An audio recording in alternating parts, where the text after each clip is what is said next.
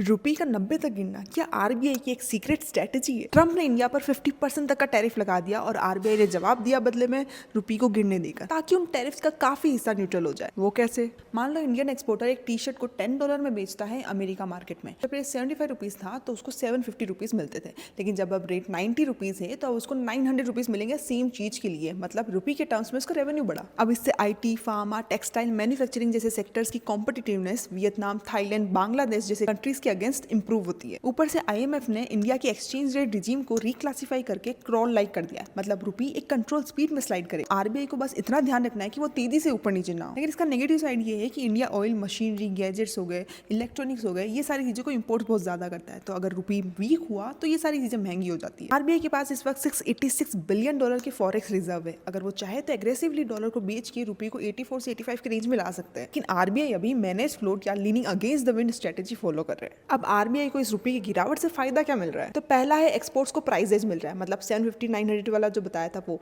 जिससे IT, textile, manufacturing जैसे sectors global market में कॉम्पिटिटिव बन रहे हैं। फिर नंबर 2 है इंपोर्ट जब थोड़ा महंगे होने लगता है तो कंट्री फालतू की चीजों को बाहर से इंपोर्ट करना थोड़ा कम कर देती है, जिससे डॉलर का बिल अपने आप कंट्रोल हो जाता है और रुपये अपने आप ही थोड़ा बैलेंस आउट हो जाता है। नंबर 3 है आरबीआई अपने हार्ड एंड रिजर्व्स को ऐसे टाइम में सेल करने की बजाय रियल इमरजेंसी जैसे ग्लोबल क्राइसिस हो या ऑयल प्राइस स्पाइक हो या कॉन्फिडेंस क्रैश के लिए बचा कर रख रही है।